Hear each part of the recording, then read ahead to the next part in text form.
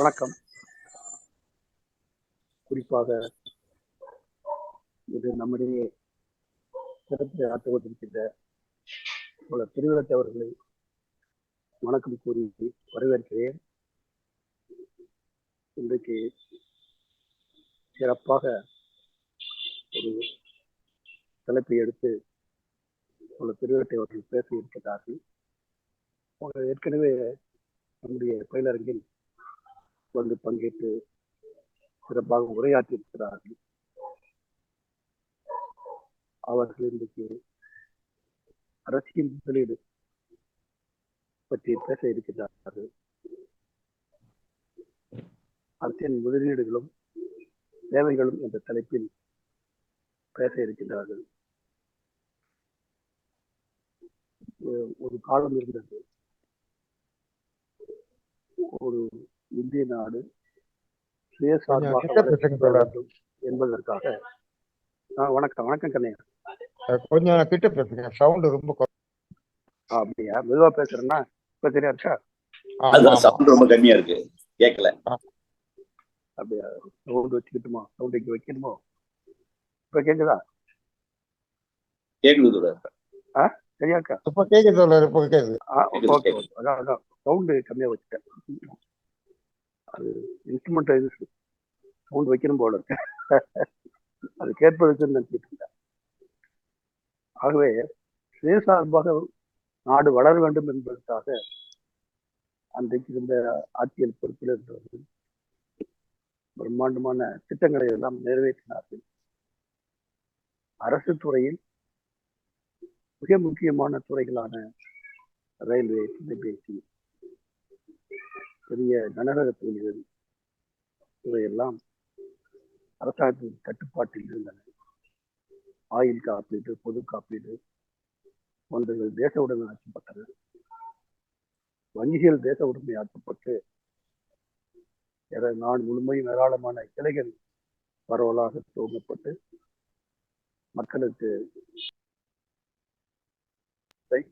மக்களை படுத்துவது என்ற அடிப்படையில நாட்டில் அன்றைக்கு இருந்தாச்சு. அப்படி செய்து அது ஒரு காலம். ஆனா காலப்போக்கில் எல்லாம் மாறியது. மாற்றம் என்பது தவிர்க்க முடியாது. ஆனால் இது எப்படிப்பட்ட மாற்றமாக இருக்க வேண்டும் என்பதை மக்கள் இன்னும் கேட்டு செய்வதில்லை. அதற்கு பதிலாக ஆட்சியில் இருப்போர் தங்களுக்கும் தங்களை சார்ந்திருப்போருக்கும் வசதியாக மாற்றங்களை கொண்டு வந்தார்கள். விளைவாக இன்றைக்கு ரயில்வே உட்பட, ஒரு பாதுகாப்பு துறை உட்பட, என் விண்வெளித்துறை உட்பட பல்வேறு துறைகளில் தனியார் பங்கு, தனியாருக்கு விட்டுவிடுவது என்பது கொள்கையாக இருக்கிறது. நேற்றைக்கு 2 நாள் நாடாளுமன்றத்தில் நம்முடைய பிரதமர் பேசியதை காணொலியில் பார்த்திருப்பீர்கள், கேட்டிருப்பீர்கள். நாட்டில் வளர்ச்சி பற்றி, நாட்டில் இருக்கின்ற மிக சாதாரண மக்களுடைய வாழ்க்கை நிலையை மேம்படுத்துவதை பற்றி அப்படியெல்லாம் மற்ற விஷயங்களை பேசாமல் மிக மிக நல்ல விஷயமாக நேருடைய குடும்பத்தினர் அவர்கள் நேருவின் பெயர் ஏன் பின்னால் சேர்த்துக் கொள்ளவில்லை, என்ன அற்புதமான கண்டுபிடிப்பு. அது எப்படி நாட்டு மக்களுடைய ஏழ்மையை போக்கும், வேலையில்லா திண்டாட்டத்தை போக்கும், இதை பற்றியெல்லாம் கவலை இல்லை. அரசியல் பகடி செய்வது என்று சொல்வார்கள், அப்படி பகடி செய்து கொண்டிருக்கிறார்கள். எனவேதான் இன்றைக்கு அரசாங்கத்தில் முதலீடுகள் எப்படி இருக்கின்றன, அவை எந்த திசையில் போய்கொண்டிருக்கின்றன என்பதை பற்றி எல்லாம் நமக்கு விளக்கமாக பல திருவேட்டை அவர்கள் பேச இருக்கின்றார்கள். அவர்களை மகிழ்ச்சியோடு வரவேற்கின்றேன். அவரை விஜயன் அவர்கள் அறிமுகம் செய்து வைத்து பேசுமாறு விஜயன் அவர்களை கேட்டுக்கொள்கின்றேன். ஓகே, நன்றி தோழர். அனைவருக்கும் நன்றி, வணக்கம். எம்இஎல்எஸ் கிட்டத்தட்ட தொடர்ச்சியாக ஒரு 4-5 வருடங்களாக ஒரு தொடர் வகுப்புகளை, பயிற்சி பட்டறை என்ற பயிலரங்கத்தை இது நடத்திக்கிட்டே வர்றோம். இந்த பயிற்சி வந்து மாணவர்களுக்கான பயிற்சி. நம்மலாம் மாணவர்களாக இன்னைக்கு பல பல துறை சார்ந்த பொருளாதாரம், அரசியல், சமூகம், விஞ்ஞானம் என்கிற பல துறைகளில் இருக்கக்கூடிய பல்வேறு முனைவர்களை அழைத்து வந்து இந்த பயிலரங்கத்தை நடத்தி கொண்டிருக்கக்கூடிய அத்தனை தோழர்களுக்கும் நன்றியும் தெரிவித்துக் கொள்கிறேன். தோழர் திருவேட்டை அவர்கள் இன்று அரசின் முதலீடுகளும் சேவைகளும் தலைப்புல நம்மிடம் பேசியிருக்கிறார். தோழர் திருவேட்டையை பொறுத்த வரைக்கும் அவர் இந்திய தொழிற்சங்க மையத்தினுடைய மாநில செயலாளராக இருக்கக்கூடிய தோழர். அவர் இது போன்ற அரசியல் வகுப்புகளை தொடர்ச்சியாக நடத்தி கொண்டிருக்கிறார். அரசியல் வகுப்புகள் மட்டுமல்ல, கள போராட்டத்தில் தீவிரமாக பங்கேற்ற இந்திய ஜனநாயக வாலிபர் சங்கத்திலிருந்து அவர் வந்து தன்னுடைய அரசியல் பயணத்தை தொடங்கி இன்றைக்கு ஒரு தொழிற்சங்க மையத்தினுடைய முக்கிய மாநில செயலாளர் அளவுக்கு உயர்ந்திருக்கிறார். அவர் தொடர்ச்சி ஆல்மோஸ்ட் ஒரு 10 ஆண்டுகளுக்கு மேலாக, 15 ஆண்டுகள் இருக்கும்னு நினைக்கிறேன், நல்லா துல்லியமா தெரியல, ஒரு முழு நேர ஊழியராக கட்சி தரக்கூடிய அலவன்ஸ் அது வந்து அதை மட்டுமே வைத்துக்கொண்டு தன்னுடைய அவர் பார்த்தீங்கன்னா ஒரு பெரிய எக்ஸ்போர்ட் தொழில் நடத்திட்டு இருந்தவர். அவர் ஃபேமிலி வந்து ஒரு பெரிய எக்ஸ்போர்ட் கம்பெனிகள் நடத்திக்கிட்டு நிறைய பேருக்கு வேலை போட்டுக்கிட்டு ஒரு பெரிய தொழில் நடத்திக்கிட்டு இருந்தவர். அந்த தொழிலை விட்டுட்டு எல்லாத்தையும் விட்டுட்டு கட்சிக்கான சேவை செய்வது என்கிற அடிப்படையில, மக்கள் சேவை செய்வது என்கிற அடிப்படையில கட்சிக்கு முழு நேர ஊழியராக தன்னை ஈடுபடுத்தி கொண்டு இந்த அமைப்புல செயல்பட்டு கொண்டிருக்கிறார். அப்படிப்பட்ட ஒரு தோழர். அதே மட்டும் ஒருவரும் தியாகம் மட்டுமல்ல, தேர்ந்த நிர்வாகி. அவருடைய இன்றைக்கு மத்திய சென்னையினுடைய மாவட்ட அளவிலான நிர்வாகியாகவும் இருக்கிறார். தொடர்ச்சியாக அரசியல் வகுப்புகளை எடுப்பதிலும் என்ன ஓரளவுக்கு கன்வின்ஸ் பண்ணி கடவுள் மறுப்பாளனாக மாற்றியதில் அவருக்கு ஒரு பங்கு இருக்கு. அவருக்கு நினைவு இருக்கா இல்லையான்னு எனக்கு தெரியாது. ஒரு நாள் அநேகமாக நாங்கள் 12 மணி வரைக்கும் 12 மணி 1 மணி வரைக்கும் கூட பேசிக்கிட்டே இருந்தோம். ஆல்மோஸ்ட் 4 மணி 5 மணிக்கு ஆரம்பிச்சு தொடர்ச்சியாக இரவு 1 மணி வரைக்கும் கூட ஒரு டிஸ்கஸ் நடந்துகிட்டே இருந்துச்சு. எனக்கு அன்னைக்கெல்லாம் தூக்கமே இல்லை. 1 மாதங்களமாக எனக்குள்ள ஒரு பெரிய மன ஓட்டத்தை, கடவுள் மறுப்பாளனாக மாறுவதற்கு அது ஒரு முக்கியமான அந்த விவாதம் வந்து அமைஞ்சதுன்னு சொன்னா அது மிகையல்ல. அவருக்கு நினைவு இருக்கான்னு தெரியல. அது என்னுடைய ஒரு 25 வருடங்களுக்கு முந்தைய 30 வருடங்களுக்கு முந்தைய அனுபவம். இது இப்படிப்பட்ட தோழர். அவர் நமக்கிடையே நம்ம வந்து இன்றைக்கு அரசின் முதலீடுகளும் சேவைகளும் வந்து தலைப்பில் எடுக்கப்படும். அரசின் முதலீடுகளும் சேவைகளும்ங்கிற விஷயத்தை பத்தி ஒரு சின்ன 1-2 விஷயங்களை சொல்லணும்னு சொன்னா, விடுதலை போராட்டத்திற்கு பிறகு, அதாவது 2ஆம் உலக போருக்கு பிறகு, இரண்டும் சமகாலத்தில் நடந்தது. எந்த பக்கத்தில் போக வேண்டும் அப்படிங்கிறதுல விடுதலை அடைந்த காங்கிரஸ் அரசு இரண்டுக்கும் நடுவுல ஒரு நிலைப்பாட்டை எடுத்தது. அந்த இரண்டுக்கும் நடுவுல முதலாளிகளும் தேவைங்கிற அடிப்படையிலும், ஆனால் அன்றைக்கு முதலாளிகளிடம் இன்வெஸ்ட்மெண்ட் பண்றதுக்கு பணம் இல்லை. அதனால மக்களிடம் பணம் வாங்குவது என்கிற அடிப்படையில இன்சூரன்ஸ் துறை 5 லட்சம் ரூபாய் முதலீட்டில் அது தொடங்கி மக்களிடமிருந்து மூலதனத்தை திரட்டி மக்களுக்கு அதுக்கு பிறகு ஒரு பெரிய சேவை துறைகள் அத்தனையுமே இன்றைக்கு இருக்கக்கூடிய ரயில்வே துறையிலையும் சரி, பல்வேறு துறைகள்ல இன்றைக்கு அனல் மின் நிலையங்களை ஆரம்பிக்கிறதும், மின்சாரத்துறையிலையும், தகவல் தொழில்நுட்ப துறைகள்லையும் மற்றும் பல்வேறு துறைகள்ல அதனுடைய முதலீடுகளை போட்டு அரசு என்பது அன்றைக்கு முதலீடுகளை ஒரு சேவை, அரசு முதலீடு என்பதே அது சேவைங்கிற அடிப்படையில தான் அது வந்து இருக்கும். ஆனால் 1992 90களுக்கு பிறகு உலகமயம், தனியார் மயம், தாராளமயம்ங்கிற செய்திகளுக்கு ஒரு மாற்றங்களுக்கு பிறகு அது வந்து ஒரு மிகப்பெரிய ஒரு மாற்றத்தை அடைந்தது. அந்த மாற்றம் வந்து ஏற்கனவே சேகரித்து வைத்திருந்த, ஏற்கனவே மக்களுக்காக பயன்பட்டு கொண்டிருந்த பொதுத்துறைகள், அதனுடைய சேவைத்துறைகள் அத்தனையும் தனியாருக்கு கொடுக்க வேண்டும் என்கிற உலக அங்கேயோட நிர்பந்தங்கள் அடிப்படையில் அது வந்து பல துறைகளை கொஞ்சம் கொஞ்சம் கொஞ்சமாக அது அப்ப ஆரம்பிக்கப்பட்டது. அது மன்மோகன் சிங் பீரியட்ல இருந்து அது தொடங்கி நடந்தாலும் அவ்வளவு தீவிரமாக அது நடைபெறவில்லை. கடந்த ஒரு 9 ஆண்டுகளில் அது கூறு போட்டு விற்கக்கூடிய அளவுக்கு வேகமாக நடந்து கொண்டிருக்கிறது நம்ம கண் முன்னாடி பார்த்துக்கிட்டு தான் இருக்கோம். அதனுடைய ஒரு பகுதி தான் இன்றைக்கு அதானியுடைய அவருடைய வளர்ச்சி. அவருடைய வளர்ச்சி என்பது எவ்வளவு பெரிய வளர்ச்சி என்கிறத எப்படி கட்டமைக்கப்பட்டுச்சு அந்த பிம்பம். அவருடைய அத்தனை முதலீடுகளுமே மக்களுடைய பணத்தில் தான். அது இன்சூரன்ஸ் பணமா இருந்தாலும் வங்கி பணங்களமா இருந்தாலும் தான் ஆரம்பிக்கப்பட்டது. இடதுசாரிகள் ஏற்கனவே அதை சொல்லிக்கிட்டே இருந்தாங்க. ஆனால் இடதுசாரிகளுடைய பேச்செல்லாம் வந்து அவங்க பெருசா காதுல கேட்கல. இப்ப ஒரு நிறுவனம் சொன்ன பிறகு அது ஒரு பெரிய பூதாகாரமாக வெடித்து அவருடைய பங்குகள் எல்லாம் சரிந்து இன்றைக்கு அவர் வேற ஒரு நிலைக்கு வந்திருக்காரு. இதுதான் வந்து இன்னைக்கு இருக்கக்கூடிய சூழல். இது குறித்தான நிறைய தகவல்களை தோழர் வந்து விவரமா சொல்லுவாரு. இந்த அரசு முதலீடு என்பது மக்களுக்கான மக்கள் பணம். ஆனால் அந்த அரசின் முதலீடுகளை சேவைக்கான முதலீடுகளை எப்படி வெட்டி சுருக்கி உனக்கு சேவை வேணுமா நீ எடுத்துக்க. இப்ப இன்னைக்கு ரேஷன் கடையா ஏன் நடத்துற அப்படின்னு உலக வங்கி கேட்குது. ஹாஸ்பிட்டலா அரசு மருத்துவமனைகளா ஏன் நடத்துறீங்க, அது ஏன் நடத்தப்படும். பள்ளிக்கூடங்களா கார்பரேஷன் மற்றும் மாநகராட்சி பள்ளிக்கூடங்களை எதுக்கு அரசாங்கம் நடத்தணும், அதெல்லாம் தனியார் நடத்தணும் என்று இங்கு மக்களுடைய கொஞ்சம் கொஞ்சமாக இருந்த ஏழைப்பாள மக்கள்கிட்ட இருக்கக்கூடிய அந்த ஒரு வசதிகளையும் வாய்ப்புகளையும் பறிக்கக்கூடிய வேலையை தொடர்ச்சியாக செஞ்சுக்கிட்டே இருக்காங்க. அது ஒரு பெரிய போராட்டமாகத்தான் இருக்கிறது.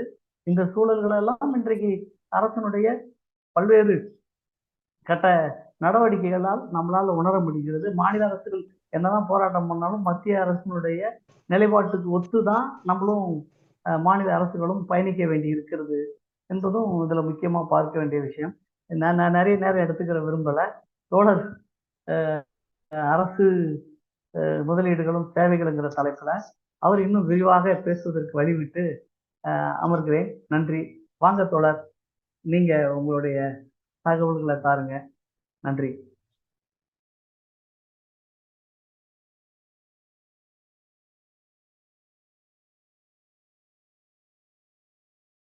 மாலி ஏதாவது சொல்றீங்களா? மாலி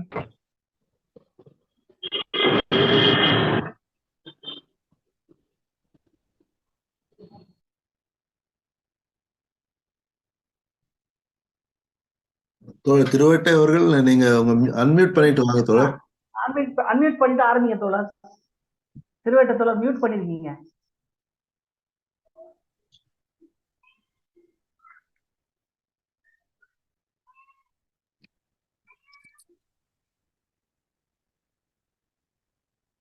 தோழர் கேக்குதுங்களா? கேட்க தோழர். Okay okay okay.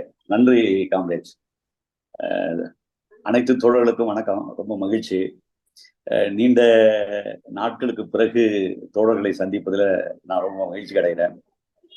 தோழர் விஜயன் இது குறித்து விவரங்களை நிறைய விஷயங்களை சொல்லியிருக்காங்க. பார்த்தீங்க அப்படின்னா இந்த அரசின் முதலீடுகளும் சேவைகளும் கூடிய ஒரு டாபிக்ல நாம் இன்னைக்கு ஒரு சின்ன நம்முடைய ஒரு கலந்துரையாடல் தான் நினைக்கிறேன். பார்த்தீங்க அப்படின்னா அந்த அம்சங்கள்ல நம்ம சில விஷயங்களை பேசிக்கலாம். பார்த்தீங்க அப்படின்னு சொன்னா, இதற்கு முன்பு பேசிய தோழர்கள், முதல்ல பேசின தோழர் அவங்களுடைய குரல் கொஞ்சம் வாய்ஸ் கம்மியா இருந்ததுனால எனக்கு கொஞ்சம் கிளியரா கேட்கல.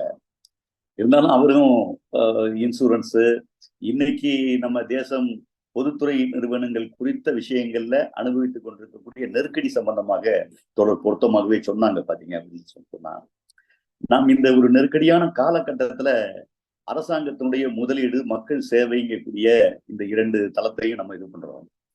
அதுல நம்ம ஒரு வரலாற்று போக்கையும் பார்க்க வேண்டியது இருக்கு. இன்னைக்கு இருக்கக்கூடிய அச்சத்தையும், இன்னைக்கு இருக்கக்கூடிய அபாயத்தையும் கடந்து போக வேண்டியது இருக்கு. பாத்தீங்க அப்படின்னா அந்த ஆஸ்பெக்ட்ல இந்த தலைப்புங்கக்கூடிய விஷயங்கள் பொருத்தமான உரையாடல் தான் அப்படின்னு நான் நினைக்கிறேன். பாத்தீங்க அப்படின்னு சொன்னா, தோழர் இங்க தலைமையுரையில தோழர் விஜயன் சொன்ன மாதிரி நம்ம விடுதலை போராட்ட காலம் அப்படிங்கக்கூடிய அந்த காலம்தான் இந்தியா எந்த பாதையில பயணிக்கணும், அது என்ன தளத்துல அரசு முதலீடா முழுவதுமாகவே தனியார் முதலீடா அப்படிங்கக்கூடிய பிரச்சனைகள்ங்கிறது பாத்தீங்க அப்படின்னா முன்னுக்கு வந்த காலம்.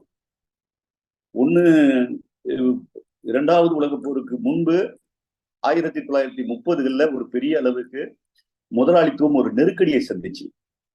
அந்த நெருக்கடியினுடைய விளைவுதான் மீண்டும் ஒரு போர் தேவைப்பட்டுச்சு வைங்க. முதலாளித்துவத்துக்கு எந்த காலத்திலெல்லாம் ஒரு பெரிய அளவுக்கு நெருக்கடி வருகிறதோ அந்த நெருக்கடியில இருந்து தான் மீட்சி பெறுவதற்கு அதுக்கு ஒரு ஆயுதமாக போரும் அதுக்கு பயன்பட்டு இருக்குங்கிறது தான் முதல் உலக போரையும் நம்ம பார்க்கிறோம், இரண்டாவது உலக போரையும் பார்க்கிறோம். அதற்கு பிறகு பார்த்தீங்க அப்படின்னா உலக போராக இல்லாம பல நாடுகளுக்கு இடையில மற்றதுக்கு இடையில தொடர்ந்து போர் என்பது ஏதாவது உலகத்தினுடைய ஒரு மூலையில நடந்து கொண்டே இருக்கு அப்படிங்கிறதா. இப்ப இருக்கக்கூடிய உக்ரைன் வித் ருஷ்யா என்கிற அந்த போர் கூட அது அமெரிக்காவுக்குமா ருஷ்யாவுக்குமான போராகத்தான் அது நடந்து கொண்டிருக்கிறது. தலைப்பு செய்திகளை படிக்கிற போது உக்ரைன் ருஷ்யாங்கக்கூடிய விஷயங்கள்ல இருந்து அது சம்பந்தமான விஷயங்கள் இன்னைக்கு முன்னுக்கு நிற்கிறது. அது உள்பட இன்னைக்கு முதலாளித்துவம் வந்து ஒரு கடுமையான நெருக்கடியிலையும் அது முட்டுச்சந்திலையும் மாட்டியிருக்கு அப்படிங்கிறதா இன்னைக்கு இருக்கக்கூடிய பொசிஷன் பார்த்தீங்க அப்படின்னா. ஸோ நம்ம இதை புரிஞ்சுக்கிறோம். அதுல இருந்து தோழர்கள் சொன்ன மாதிரி நமக்கு அந்த 1930 ஏற்பட்ட ஒரு மிகப்பெரிய பொருளாதார நெருக்கடி, அந்த நெருக்கடிக்கு பிறகு நடந்த அந்த போர், அந்த போருக்கு பிறகு உலகம் முழுக்க இனிமேலும் இதே போன்ற தன்மையில காலனி ஆதிக்கம் என்பதை வைத்திருக்க முடியாது என்று ஏகாதிபத்தியம் வந்த முடிவு. அதையொட்டி ஜனநாயகத்துக்கான குரல் உலகம் முழுக்க ஓங்கி ஒலித்தது. இதையெல்லாம் சார்ந்து தொடர்ந்து பல நாடுகளுடைய விடுதலைங்கக்கூடிய விஷயங்கள், அடிமைப்பட்ட நாடுகளுடைய விடுதலைங்கக்கூடிய விஷயங்கள் தொடர்ந்து வந்தது பார்த்தீங்க அப்படின்னு சொன்னா. அதையொட்டியே நம்முடைய இந்திய விடுதலை போராட்டமும் இருந்தது, இந்திய விடுதலையும் அதுக்கு ஒரு வழிவகுத்ததுங்கக்கூடிய விஷயங்கள் தான் பார்த்தீங்க அப்படின்னா. அதுல தொழிலாளிகள் சார்ந்து, உழைக்கும் மக்கள் சார்ந்து, இடதுசாரிகள் சார்ந்து 1917க்கு பிறகு சோவியத் யூனியன்ல ஏற்பட்ட அந்த எழுச்சி, தொழிலாளி வர்க்கத்துக்கு கிடைத்த அந்த வெற்றி, அதனுடைய உத்வேகம், உலகம் முழுக்க ஏற்பட்ட அந்த தாக்கம், அந்த தாக்கத்தை இந்திய தேசிய காங்கிரஸ்ல அன்றைக்கு தலைமையில இருந்த தலைவர்களையும் அது விட்டு வைக்கவில்லைங்கக்கூடிய விஷயங்கள் தான் பார்த்தீங்க அப்படின்னு சொன்னா. எங்கேயோ ஒரு புள்ளியில் வந்து மனு போடுகிற இயக்கமாக துவங்கி கடைசி புள்ளியில வந்து முடிகிற போது இந்தியாவுடைய விடுதலை குறித்த சில ஆருடங்களை அது கூற வேண்டிய அவசியம் கூடிய விஷயங்கள் காங்கிரஸ் கட்சிக்கு அப்படிங்கக்கூடிய விஷயங்கள் இருந்தது. அன்னைக்கு இருந்த கவிஞர் பெருமக்கள்லாம் கூட அதை அந்த விஷயங்களை தான் சொன்னாங்க. நாம் அதை மனதில் இருந்த வேண்டியது இருக்கு பார்த்தீங்க அப்படின்னு சொன்னாங்க. சோ இங்க தோழர்கள் துவங்குகிற போது பாரதியினுடைய பாடல்களை இங்க போக பார்த்தீங்க அப்படின்னா போட்டிருந்தீங்க. அதுல நாம பாரதியினுடைய கீதங்களை கேட்டோம். பாரதியினுடைய முக்கியமான விடுதலை பொருள்ல ஒண்ணு என்ன அப்படின்னா, விடுதலைனா யாருக்கு அப்படிங்கும்போது, பறையருக்கும் இங்கு தீயர் புலையருக்கும் விடுதலை, குறவரோடு மறவருக்கும் புலையரோடு மறவருக்கும் குறவருக்கும் விடுதலைங்கக்கூடிய விஷயங்களை பாடியிருப்பான் பாத்தீங்கன்னா மாக்கவி பாரதி பார்த்தீங்க அப்படின்னா.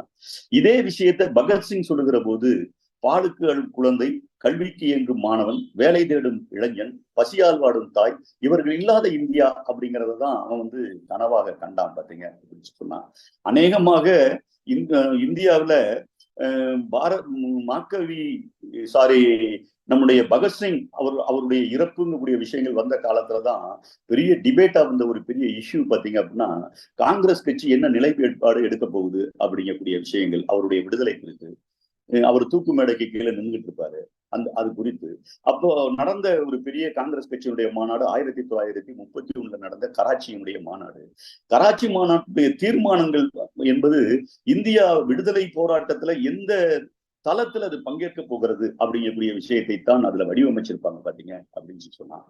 அது ஒரு லெப்ட் வியூல இருந்து அந்த விஷயங்கள் இது இருக்கும்.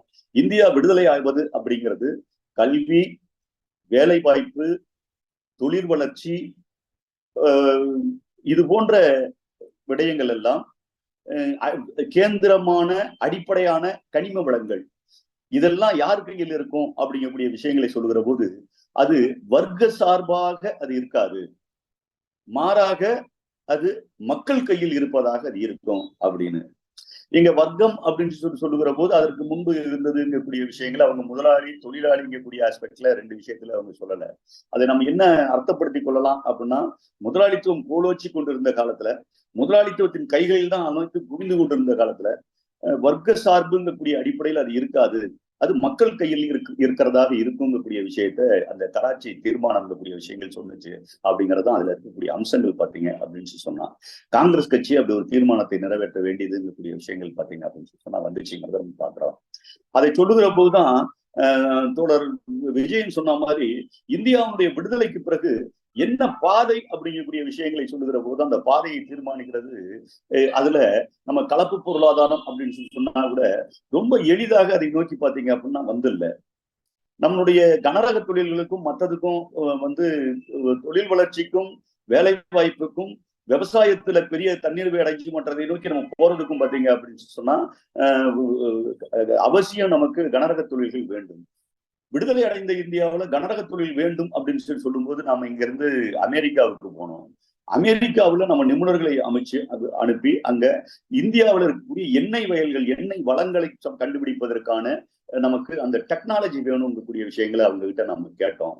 நீங்க அதை எடுத்து என்ன பண்ண போறீங்க, இந்தியாவில் அது இருக்கிறதுக்கான வாய்ப்பே இல்லை அப்படிங்கக்கூடிய விஷயங்கள் அமெரிக்காவில இருந்து சொல்லி அனுப்பப்பட்டது. பிரிட்டனுக்கு நம்ம போனோம். உருக்கு இந்தியாவில இருக்கு, அதை எடுக்கிறதுக்குங்கக்கூடிய விஷயங்கள் டெக்னாலஜி வேணும், அதுக்கு உதவணும்ங்கக்கூடிய விஷயங்கள் கேட்டோம். அவங்களும் என்ன உருக்கு நீங்க என்ன சாப்பிடவா போறீங்க, உங்களுக்கு வேணும்னா காசு கொடுத்து வாங்கிக்கிங்க அப்படிங்கக்கூடிய விஷயங்கள்ல இருந்து அவங்க சொல்லிட்டாங்க. பாத்தீங்கன்னா இது ரெண்டுமே அன்னைக்கு வளர்ந்த வல்லரசு நாடுகளாக இருந்த அந்த நாடுகள் பாத்தீங்க அப்படின்னா இந்தியாவுக்கு மறுத்துருச்சு. அதற்கு பிறகு சோவியத் யூனியனுடைய உதவியோடு நாம் இந்தியாவில் அதை துவங்கணும் அப்படிங்கக்கூடிய விஷயங்களை தான் நாம் பார்க்க வேண்டியது இருக்கு. பாத்தீங்க அப்படின்னா தோழர்கள் இங்கே சுட்டி காட்டியதை போல நாம உடனடியாக முடிவெடுத்து அப்படியே எல்ஐசி இன்ன பிற விஷயங்கள், அதே மாதிரி இன்சூரன்ஸ் கார்பரேஷன், ரயில்வே, மற்றது எல்லா விஷயத்தையுமே அந்த தளத்துல இருந்தே நம்ம துவங்கி இல்லை. துவங்கும் போது தடுமாறிங்கக்கூடிய விஷயங்கள் தான் தொடங்கணும். தோழர்கள் சொன்ன மாதிரி பாத்தீங்க அப்படின்னா அதற்கு முன்பே நமக்கு இங்க இன்சூரன்ஸ் கம்பெனிகள் இருக்கக்கூடிய விஷயங்கள் இருந்தது. இந்தியாவில் இன்சூரன்ஸ் கம்பெனிகள் இருக்கக்கூடிய விஷயங்கள் இருந்தது. பாத்தீங்க அப்படின்னா அந்த இன்சூரன்ஸ் கம்பெனி எப்படி நடந்து கொண்டது, அது பூரா தனியார் கம்பெனிகளாக இருந்தது. பாத்தீங்க அப்படின்னா சில இது என்னவா இருந்தது அப்படின்னு சொல்லுகிற போது நமக்கு வெளிநாட்டு கம்பெனிகள் கூட அதுல சில கம்பெனிகள் இருந்ததுங்கக்கூடிய விஷயங்களை நாம பார்க்க முடியுது. அதுல இருக்கக்கூடிய விஷயங்களை இந்த தனியார் நிறுவனங்கள் மக்கள் சேமிப்புகள் இருக்கக்கூடிய விஷயங்கள் பெரிய அளவுக்கு அவங்க மோசடி பண்ணாங்கிறதுதான் இன்சூரன்ஸ் கம்பெனில நடந்த விஷயங்கள். ஒரு 245 தனியார் இன்சூரன்ஸ் கம்பெனிகளும் அதுல டாடா, பிர்லா, சிங்கானியா இவர்களும் இருந்தாரு.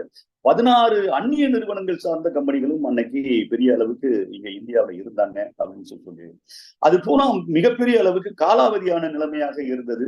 அநேகமா 74% அதுல காப்பீடு எடுத்துக்கொண்டவர்களுக்கு அவர்களுக்கு கொடுக்க வேண்டிய அந்த உரிமை தொகை இருக்குல்ல, அதை கூட கொடுக்காத கம்பெனிகளாகத்தான் பல கம்பெனிகள் இருந்து திவாலானது அப்படிங்கக்கூடிய விஷயங்கள் இருக்கு. இப்ப நம்ம சமீபத்துல ஒரு திரைப்படம் வெளியாகி துணிவு அப்படின்னு ஒரு திரைப்படம் வந்துச்சு. பாத்தீங்க அப்படின்னா அந்த திரைப்படத்தினுடைய கருவே அதுவாதான் பாத்தீங்க அப்படின்னா இருக்கும்.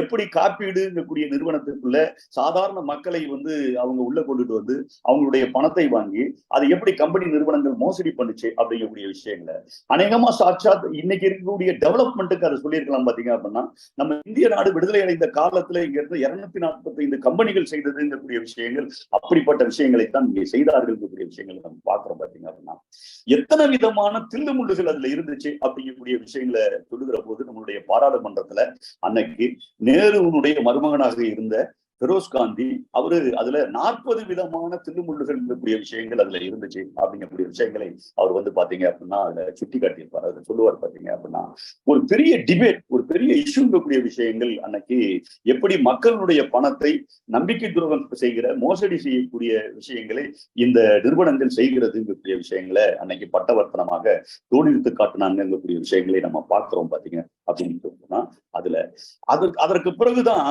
1956 ஜனவரி 19 ஒரு அறிக்கை என்பது வெளியிடப்படுது. நிதியமைச்சர் சிந்தாமணி தேஷ்முக் அவர்கள் அவர் ஒரு அறிக்கையை வெளியிடுகிறாரு. அதுலதான் நம்ம இதுல நம்ம இன்சூரன்ஸ் கார்பரேஷன் ஒரு விஷயத்தை நம்மளுடைய தேசத்துல துவங்குறோங்கக்கூடிய அறிவிப்பை அவங்க வெளியிடுறாங்க. பாத்தீங்க அப்படின்னு சொன்னா இந்த பின்னணியில தான் அந்த அறிவிப்புங்கிறது வருது. அந்த அறிவிப்புல ஒரு 5 கோடி ரூபாய், இப்போ விஜயன் சொன்ன மாதிரி ஒரு 5 கோடி ரூபாய் முதலீடாக அவங்க அதுக்கு போடுறாங்க. அதுக்கு பிறகு அந்த நிறுவனம் இந்தியா முழுக்க பல பரிமாணங்கள்ல அந்த நிறுவனம் என்பது வளர ஆரம்பிக்குது அப்படிங்கக்கூடிய விஷயம் தான். இந்தியாவில் இருக்கக்கூடிய அத்துணை மக்களிடமிருந்து பெரும்பகுதியான மக்களிடமிருந்து நிதியை திரட்டி அவருடைய சேமிப்பை திரட்டி இந்தியாவினுடைய மிகப்பெரிய நிறுவனமாக அந்த நிறுவனம் என்பது இன்னைக்கு வளர்ந்து நிற்குதுங்கக்கூடிய விஷயங்கள் தான். அன்னைக்கு போட்ட அந்த 5 கோடி ரூபாய் அப்படிங்கக்கூடிய அந்த 5 கோடி ரூபாய் அந்த நிறுவனத்தினுடைய வளர்ச்சி இன்னைக்கு அந்த வளர்ச்சியினுடைய அந்த 5 கோடி ரூபாயினுடைய அந்த இன்னைக்கு இருக்கக்கூடிய சந்தை மதிப்புல இருக்கக்கூடிய இன்னைக்கு அதனுடைய ஷேர்ல இந்திய அரசாங்கத்துடைய ஷேர் என்னவா இருக்கு அப்படின்னு சொல்லி பார்த்தோம் அப்படின்னா அது 100 கோடி ரூபாய் பெருமானம் உள்ள ஷேராக இன்னைக்கு பாத்தீங்க அப்படின்னு சொன்னா எல்ஐசியில போட்டிருக்கக்கூடிய அந்த பணத்தினுடைய மதிப்புங்கக்கூடிய விஷயங்கள் அந்த ஆஸ்பெக்ட்ல இன்னைக்கு அதனுடைய ஷேர் இருக்கு அப்படிங்கிறத நாம் பார்க்க முடியுது பாத்தீங்க அப்படின்னா இன்னைக்கு இன்சூரன்ஸ் நிறுவனத்தை சொல்லுகிற போது என்னவா இருக்கு அப்படின்னு சொல்லி சொல்லும்போது 40 கோடி பாலிசிதாரர்கள் அதுக்குள்ள இருக்காங்க. இந்தியா முழுக்க அந்த எல்ஐசி நிறுவனம் என்னவா இருக்கு அப்படின்னு சொல்லி பாத்தீங்கன்னா 38 லட்சம் கோடி ரூபாயை நிர்வகிக்கக்கூடிய ஒரு மிகப்பெரிய நிறுவனமாக இன்றைக்கு இந்தியாவில நம்முடைய எல்ஐசி நிறுவனம் இருக்குங்கக்கூடிய விஷயங்களை நம்மளால பார்க்க முடியுது பாத்தீங்க அப்படின்னு சொன்னா இந்த 38 லட்சம் கோடி ரூபாயை அவங்க நிர்வகிக்கிறாங்க அப்படின்னு சொல்லி சொல்லும்போது அந்த பணத்தை அவர்கள் அப்படியே சும்மா வச்சிருக்க முடியாது. அந்த பணத்தை அவங்க பல்வேறு விதமான தொழில்களையும் மற்றதையும் முதலீடு செய்கிறார்கள். அப்படி செய்கிற போது இந்தியாவில் இருக்கக்கூடிய எந்த நிறுவனத்திலையும் இல்லாத வகையில 82% இவ்வளவு பெரிய தொகையில 82% முதலீடு எங்க அவங்க செய்யறாங்க அப்படின்னு சொல்லி பாத்தீங்க அப்படின்னா அரசாங்கத்தினுடைய பங்கு பாத்திரங்களிலும் அரசாங்கத்தினுடைய திட்டங்கள்லையும் இந்த நிதி அப்படிங்கக்கூடிய விஷயங்கள் வந்து முதலீடு செய்யப்படுது அப்படிங்கக்கூடிய விஷயங்கள் தான் இந்தியாவுடைய வளர்ச்சிக்கு அது கல்வி, வேலை வாய்ப்பு, ஹியூமன் இண்டெக்ஸ்ல வந்திருக்கக்கூடிய டெவலப்மெண்ட், விவசாயத்துல வந்திருக்கக்கூடிய முன்னேற்றம் எல்லா அம்சங்கள்லயும் பாத்தீங்க அப்படின்னு சொன்னா இந்த அது தனிநபர் பைக்கு போக வேண்டிய அந்த தொகை அது ஒரு அரசு நிறுவனமாக ஒரு பொதுத்துறை நிறுவனமாக இருக்கிற போது அது அந்த அளவுக்கு வியாபித்து இருக்கக்கூடிய ஒரு நிலைமையில இன்னைக்கு இருக்கக்கூடிய வளர்ச்சிக்கு இன்சூரன்ஸ் காப்பீட்டு துறையை ஒதுக்கி வைத்து விட்டு நாம் அதை பேச முடியாது அப்படிங்கக்கூடிய அம்சங்கள் தான் அதுல இருக்குங்கக்கூடிய விஷயத்த நாம் பார்க்க வேண்டியது இருக்கு அப்படிங்கிறது ஒண்ணு பாத்தீங்க அப்படின்னா இந்த 100 கோடி ரூபாய்க்கு ஆண்டுதோறும் அவர்கள் கொடுப்பது அப்படிங்கிறது 4 லட்சத்துல இருந்து 5 லட்சம் வரையிலையும் பாத்தீங்க அப்படின்னா டிவிடெண்டாக கொடுக்குறாங்க. இந்திய அரசுக்கு கொடுக்குறாங்க. இதுவரை கொடுத்திருக்கிறது அப்படிங்கிறது போட்டது 5 கோடி தான். இதுவரை கொடுத்திருக்கிறது 28,695 கோடி ரூபாய் டிவிடெண்டாக இந்திய அரசாங்கத்திற்கு கொடுக்கப்பட்டிருக்கு அப்படிங்கக்கூடிய விஷயம்தான் அதுல இருக்கக்கூடிய புள்ளி விவரங்களை நாம் வந்து பார்க்க முடியுது பாத்தீங்க அப்படின்னு சொன்னா இவ்வளவு பெரிய தொகையை இன்சூரன்ஸ் நிறுவனம் வந்து இன்னைக்கு கொடுத்திருக்கு. அது இல்லாம இன்சூரன்ஸ் நிறுவனத்துல பணியாற்றக்கூடிய ஊழியர்கள் என்று சொல்லுகிற போது இன்றைக்கு இந்த இந்த இந்த இந்த 40 கோடி பாலிசிதாரர்கள் அதுல இருக்காங்க. அவங்களுடைய முதலீடு அப்படிங்கக்கூடிய விஷயங்கள் பாத்தீங்க அப்படின்னு சொன்னா அது இல்லாம இன்சூரன்ஸ் நிறுவனத்துல வேலை செய்யறவர்கள் மட்டும் இல்லாம இன்னைக்கு முகவர்களாக அதுல பல லட்சக்கணக்கானவர்கள் முகவர்கள் இருக்காங்க. லட்சக்கணக்கானவர்கள் எல்ஐசியினுடைய ஊழியர்களாக இருக்காங்க. இந்தியாவில் ஒரு மிகப்பெரிய வலுவான நிறுவனமாக ஒரு பொதுத்துறை நிறுவனமாக இன்னைக்கு இருக்கு. அது இந்தியாவினுடைய வளர்ச்சிக்கு மிகப்பெரிய அளவுக்கு பங்காற்றி இருக்கிறதுங்கக்கூடிய விஷயங்களை நாம் வந்து அதை புறக்கணித்து பார்த்து விட முடியாது. அநேகமா நம்மளுடைய தோழர்கள் அதை சொல்லுகிற போது அந்த விவரங்கள் இங்க வந்து சொன்னாங்க அப்படிங்கக்கூடிய விஷயங்கள் தான். ஒரு பானை சோற்றுக்கு ஒரு சோறு பதம் என்பதை போல நம்ம எல்ஐசியினுடைய இந்த அம்சங்களை பார்க்கலாம் அப்படிங்கிறது பாத்தீங்க அப்படின்னா 1. 2 நாம மின்சாரம் பொதுத்துறைக்குள்ள இருக்கு. 1948ஆம் ஆண்டு மின் வழங்கல் சட்டத்தை நம்ம உருவாக்கணும் பாத்தீங்க அப்படின்னு சொன்னா அதற்கு பிறகு 40 ஆண்டுகள்ல என்ன அதனுடைய வளர்ச்சி என்ன டெவலப்மெண்ட் பார்த்தோம் அப்படின்னா இந்தியா முழுக்க இருக்கக்கூடிய 80% கிராமங்கள் மின்மயமாக மாற்றப்பட்டது அப்படிங்கறதான் மின்சாரத்துறைத்துல நம்மளால பார்க்க முடியுது பாத்தீங்க அப்படின்னு சொன்னா துவங்குகிற போது 1948 நான் சொன்னேன் 1326 மெகாவாட் துவங்குகிற போது நமக்கு இருந்தது. இன்னைக்கு என்னவா இருக்கு அப்படின்னா 3,76,000 மெகாவாட் நம்ம வந்து உற்பத்தி பண்றோம் அப்படிங்கக்கூடிய விஷயங்கள்ங்கிறது இருக்கு. நாடு முழுக்க 2 கோடி விவசாயிகளுக்கு மின் இணைப்பு அப்படிங்கக்கூடிய விஷயங்கள் கொடுக்கப்பட்டிருக்கு. விவசாயம், கைத்தறி, குடிசைகளுக்கு இலவச மின்சாரம் இது போன்ற இலவச மின்சாரங்களை பாத்தீங்க அப்படின்னா வந்து கொடுக்கப்படுது. சிறு குறு தொழில்களை பாதுகாப்பதற்குரிய விஷயங்கள்ல இருந்து நமக்கு மின்சாரம் என்பதுங்கக்கூடிய விஷயங்கள் பாத்தீங்க அப்படின்னா கொடுக்கப்படுது. ஒரு யூனிட் மின்சாரம் உற்பத்தி ஆகுதுங்கக்கூடிய விஷயங்கள் வருகிற போது அந்த உற்பத்தி செலவை அப்படியே ஏழை மக்களிடம் வழங்காம அத கொஞ்சம் வசதி பெற்ற பிரிவினர் அல்லது உயர் தொழில் பிரிவினர்கிட்ட இருந்து அதுக்கான இதை கூடுதலாக கொஞ்சம் பெற்று இந்த எளிய மக்களுக்குங்கக்கூடிய அடிப்படையில மானிய விலையில, குறைவான விலையில மின்சாரம் கொடுப்பது கூடிய அந்த அம்சம், அந்த திட்டம் இருக்குது பாருங்க. அந்த திட்டம் உட்பட இன்னைக்கு நம்மளுடைய இந்தியாவில் இருக்கக்கூடிய இந்த மின்சாரத்துறை, அது ஸ்டேட் லெவல்லையும் சென்ட்ரல் லெவல்லையும் ஒரு 2 இதாக நம்ம வச்சிருக்கோம். அதற்கு பிறகு ஒரு 5 பிரிவுகளாக போர்டு நம்ம உருவாக்கி பார்த்தீங்க அப்படின்னா வச்சிருக்கோம். இது இன்னைக்கு இயங்கிட்டு இருக்கு பார்த்தீங்க அப்படின்னா. நம்முடைய வைரமுத்து சொல்லுகிற போது சொல்லுவார், இனிமேல் மார்க்சியத்தையும் மின்சாரத்தையும் புறக்கணித்து விட்டு உலகம் இயங்க முடியாது அப்படின்னு. நமக்கு நீர் எப்படி தேவையோ, காற்று எப்படி தேவையோ, அப்படி தேவையான அத்தியாவசிய பொருட்கள்ல ஒன்னாக என்ன மாறிடுச்சு அப்படின்னா இன்னைக்கு மின்சாரம் கூடிய விஷயங்கள் மாறிடுச்சு. மின்சாரம் இல்லாம தொழில் வளர்ச்சி இல்லை. மின்சாரம் இல்லாம மனித வரலாறு வளர்ச்சி அப்படிங்கக்கூடிய விஷயங்கள்ல நம்ம ஹியூமன் இண்டெக்ஸ் டெவலப்மெண்ட்ங்கக்கூடிய விஷயங்களை நம்ம வந்து பார்க்க முடியாதுங்கக்கூடிய விஷயங்கள் அது இருக்கு. அந்த வகையில நம்ம மின்சாரத்தை பார்க்க முடியும். இங்க ரயில்வே தோழர்கள் சொன்னாங்க பாத்தீங்க அப்படின்னு சொன்னாங்க, உலகத்திலேயே ஒரே நிறுவனமாக பல பிரிஞ்சு இருந்தாலும் உலகத்துல ஒரு நிர்வாகத்தின் கீழே இருக்கக்கூடிய பெரிய நிறுவனம் எது அப்படின்னா இந்தியன் ரயில்வே. இந்தியா முழுக்க இவ்வளவு பெரிய வளர்ச்சிக்கு வித்திட்டத்துல அதனுடைய பங்கு மிகப்பெரிய முக்கியத்துவம் வாய்ந்தது பாத்தீங்க அப்படின்னா.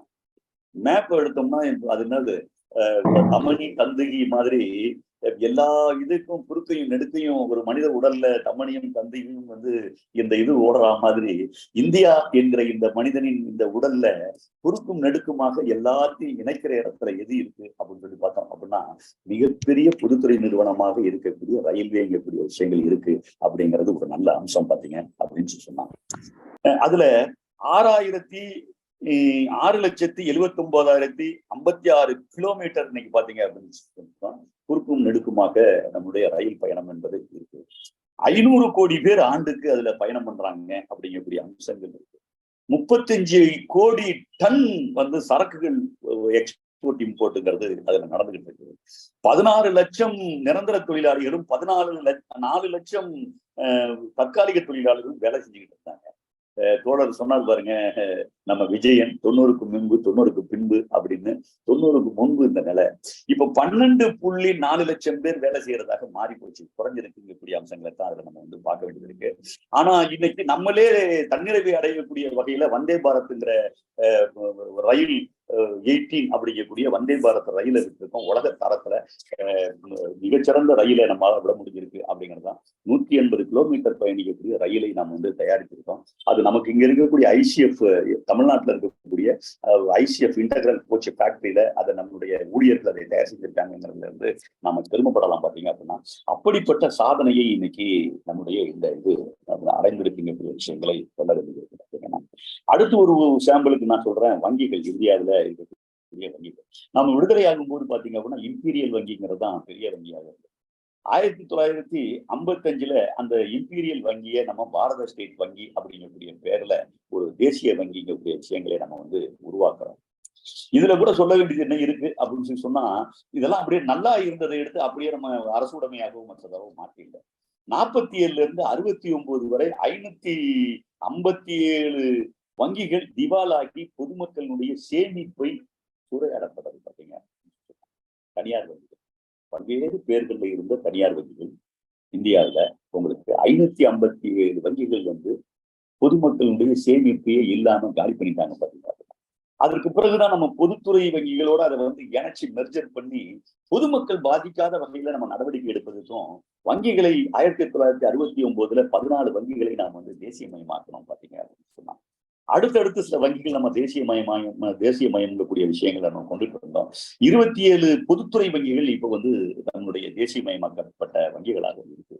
இதுல சில விஷயத்த நம்ம வந்து இது மக்களுக்கு என்ன சேவையாற்றி இருக்குங்கக்கூடிய விஷயங்களை சொல்லுகிற போது பாத்தீங்க அப்படின்னா 1960ல 60க்கு முன்பு விவசாயத்துறைக்கு இந்த தனியார் வங்கிகள், நான் சொன்ன அந்த தனியார் வங்கிகள் அது என்ன வந்து அவங்களுக்கு கடன் கொடுத்தாங்க விவசாயிகளுக்கு அப்படின்னு சொல்லி பாத்தீங்கன்னா 0.2% அப்படின்னா ₹1 இல்லை, 20 காசு அவங்க கொடுத்தது. இவ்வளவுதான், 0.2% தான் அவங்க கொடுத்தது அப்படிங்கக்கூடிய விஷயம். ஆனா 1969க்கு பிறகு பொதுத்துறை வங்கிகள் நமக்கு அவங்க கொடுத்தது என்ன அப்படின்னா, கொடுத்தது இல்ல, கொடுக்கறதுக்காக அப்படிப்பட்ட பொதுத்துறை வங்கியினுடைய சரத்துக்களை ஒன்னா போட்டு அது கொடுக்க வச்சதுங்கக்கூடிய விஷயங்கள் என்ன அப்படின்னு சொல்லி பார்த்தோம் அப்படின்னா, மொத்த கடன்ல அவங்க வழங்கக்கூடிய மொத்த கடன்ல 40% ஏழை எளியவருக்கு வழங்க வேண்டும் அப்படின்னு. அதுல இன்னொன்னு என்ன அப்படின்னு சொல்லி பாத்தீங்க அப்படின்னு சொன்னா, அதுல 18% கண்டிப்பாக விவசாயத்திற்கு வழங்க வேண்டும். இது தனியார் துறைக்கு, தனியார் வங்கிக்கு பொருந்தாது பாத்தீங்க அப்படின்னு சொன்னா. பொதுத்துறை நிறுவனத்துல இருக்கக்கூடிய விதிமுறைகள் பார்த்தீங்க.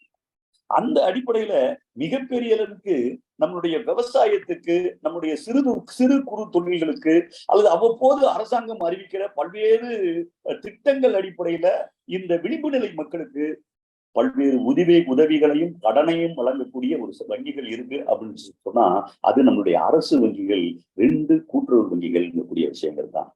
இன்னைக்கு வங்கிகளையும் அல்லது கூட்டுறவு வங்கிகளையும் எப்படி மத்திய அரசாங்கம் தன்னுடைய கைக்குள்ள கொண்டு போய் தனியாருக்கு கொடுக்கறதுக்கான ஆபத்து விளைவித்திருக்கக்கூடிய விஷயங்களை நம்ம பார்க்கிறோம்.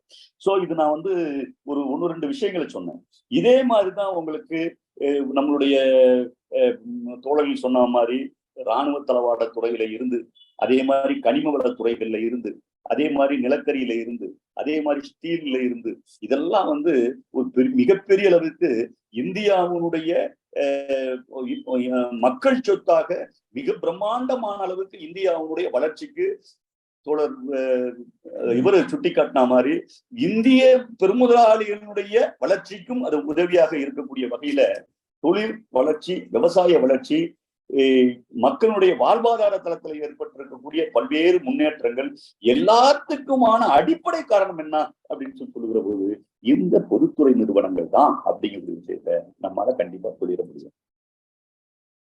1959 ஜவஹர்லால் நேரு பக்ரானங்கல் அணை திட்டத்தை உருவாக்குறாரு. அப்படி உருவாக்கி அந்த அணை கட்டு திறப்பு நிகழ்ச்சியில அவர் பங்கேற்கிறாரு. அப்படி பங்கேற்கிற போது அவர் ஒரு அறிவிப்பை வெளியிடுகிறாரு. ஒரு 17 கனரக மிகவும் அடிப்படையான தொழில்கள் அது அரசாங்கத்தின் கையில் இருக்கும் அப்படின்னு அறிவிக்கிறார். அதை அறிவிச்சுட்டு அவர் என்ன சொல்றாரு அப்படின்னா, நவீன இந்தியாவை உருவாக்குவதற்கான திருக்கோயில்கள் இந்த இது அப்படிங்கக்கூடிய விஷயத்தை சொல்றாரு. அது உண்மை. அது இவ்வளவு பெரிய வளர்ச்சியையும் மற்றதையும் அது கொண்டு வந்திருக்குங்கக்கூடிய விஷயத்தை நாம் பார்க்க முடியுது அப்படிங்கக்கூடிய விஷயங்கள் தான்.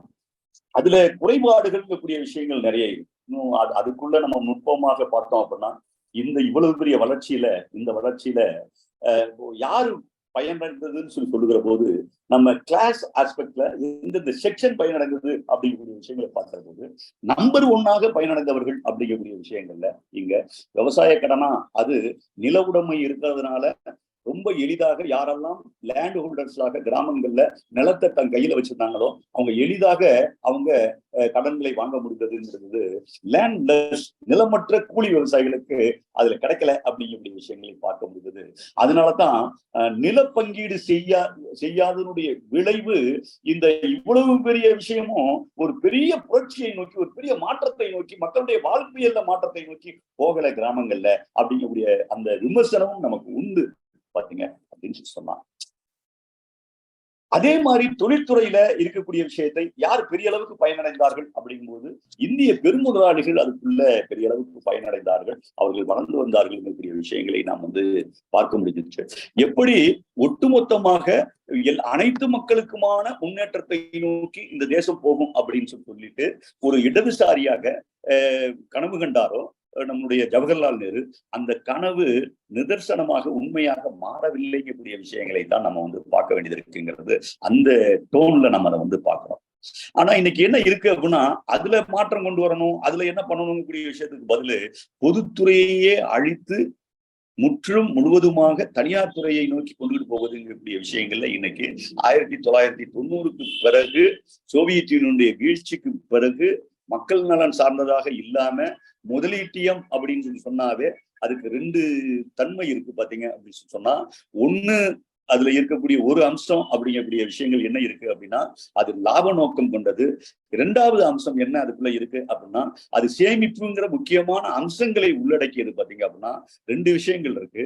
இதுல நான் ஒரு புள்ளி விவரத்தை சொல்லலாம், ரொம்ப பொருத்தமா இருக்கும்னு நான் நினைக்கிறேன். பாத்தீங்க அப்படின்னா அது எல்லாத்துலயுமே நான் இன்சூரன்ஸ் சொன்னேன், அதே மாதிரி நிதித்துறையில நான் வங்கிகளை சொன்னேன். இதுல ஒரு வங்கி அமைப்பு, அதனுடைய அந்த தொழிற்சங்க அமைப்பு ஒரு புள்ளி விவரங்கக்கூடிய விஷயத்தை கொடுத்துருக்காங்க.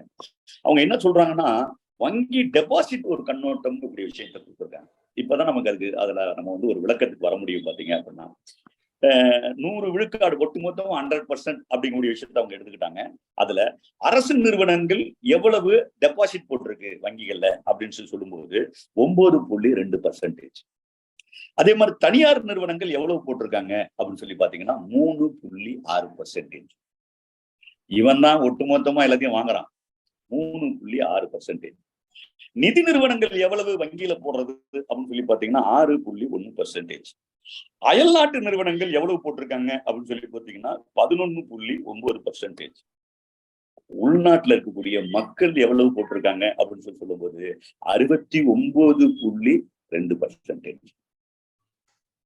கிட்டத்தட்ட 70%, கணத்துல 3/4 பங்கு வங்கிக்குள்ள இருக்கக்கூடிய 3/4 பங்கு அதனுடைய நிதி யாருது அப்படின்னா நான் ஏற்கனவே சொன்னேன். இதுல கூட இன்சூரன்ஸ்ல கூட காப்பீட்டுல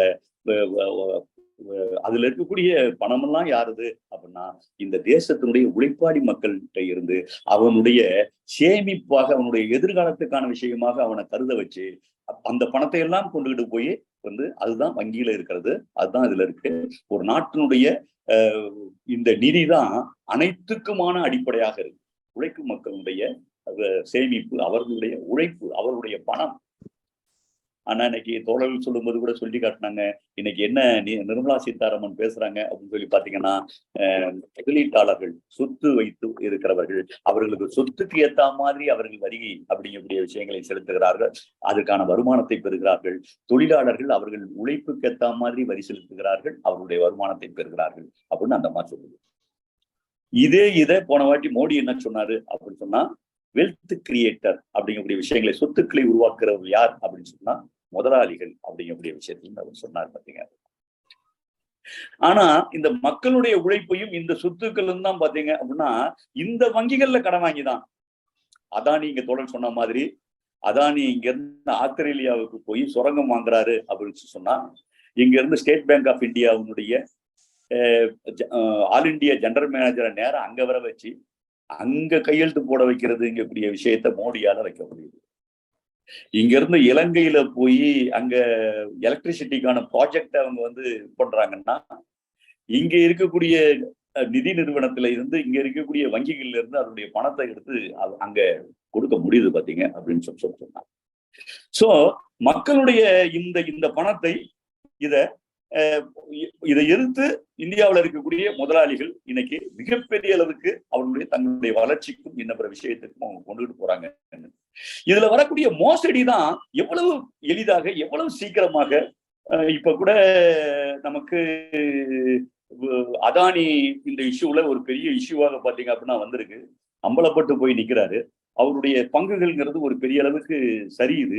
ஹிட்டன்பர்க் அந்த இஷ்யூஸை வந்து கிளப்பி விட்டு இன்னைக்கு ஒரு மிகப்பெரிய விஷயமாக இன்னைக்கு பாத்தீங்க அப்படின்னா வந்திருக்கு.